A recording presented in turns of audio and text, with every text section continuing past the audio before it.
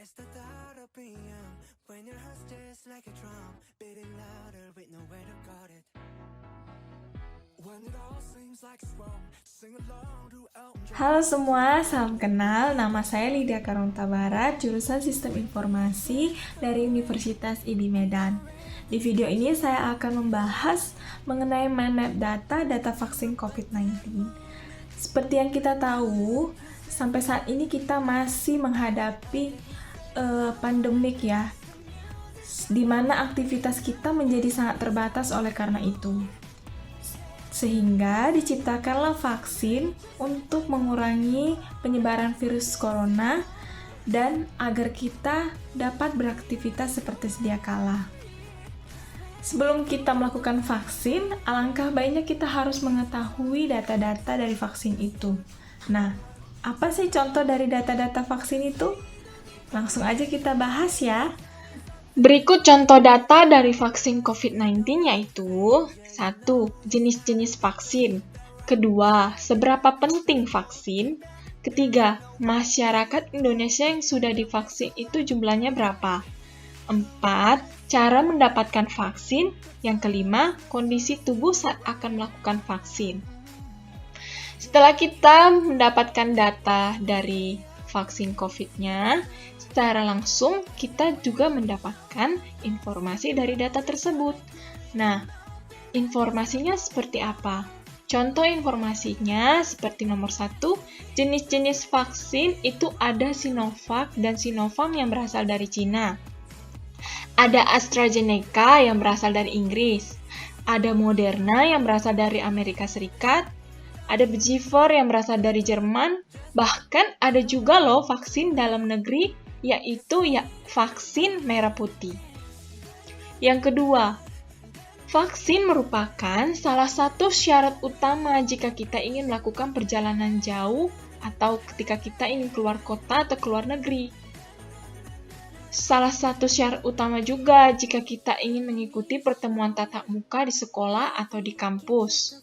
Atau ketika kita mau pergi ke bioskop atau mau ke mall, ingin melihat atau menonton konser atau menonton pertandingan olahraga secara langsung, dan masih banyak lagi contohnya.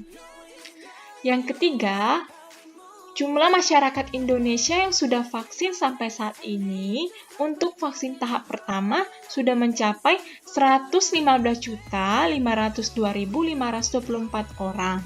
Dan yang sudah vaksin tahap kedua sudah mencapai 70.113.618 orang.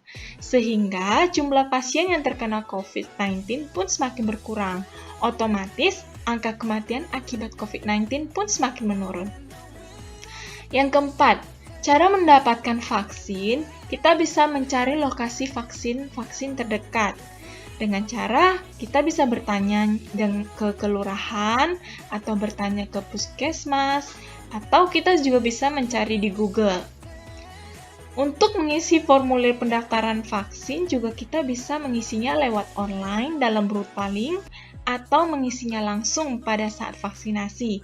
Jadi tergantung acara vaksin tersebut digelar bagaimana ya. Yang kelima, pada saat vaksin, kondisi tubuh kita itu dalam kondisi sehat. Jadi, jika kita mengidap penyakit kronik, sedang hamil atau menyusui, atau sedang dalam pengobatan penyakit tertentu, itu kita harus berkonsultasi ke dokter terlebih dahulu ya. Nah, setelah kita mendapatkan contoh data dan contoh informasinya, kita bisa mendapatkan juga ilmu pengetahuan dari vaksin COVID-19. Contoh ilmu pengetahuannya itu seperti 1. Efek vaksin pada tubuh setelah melakukan vaksin ternyata tergantung pada imun tubuh kita masing-masing. Contohnya seperti beberapa orang merasa bagian tangan yang disuntik terasa nyeri atau kebas. Tapi ada juga yang merasa mual, pusing, demam. Namun ada juga yang merasa baik-baik saja.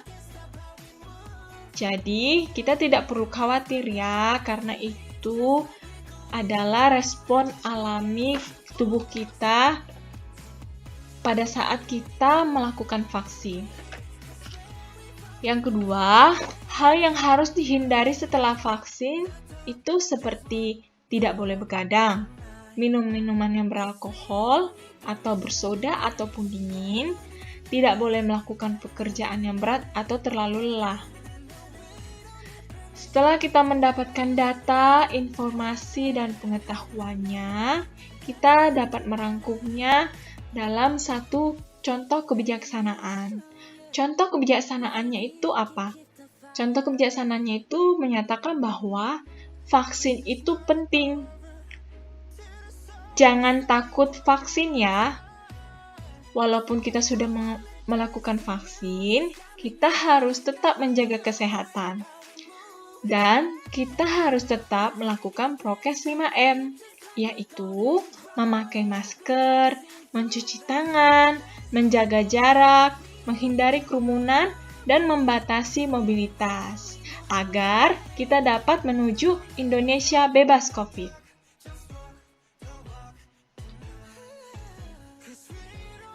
Oke, sekian pembahasan Menmek mengenai data vaksin COVID-19 dari saya. Jika ada kesalahan-kesalahan kata dari atau penyampaian saya di video ini yang kurang berkenan, mohon maaf. Dan untuk teman-teman yang masih belum vaksin, jangan lupa vaksin ya. Ingat, sayangi dirimu, sayang keluargamu. Terima kasih sudah menonton video saya. Salam sehat, sampai jumpa.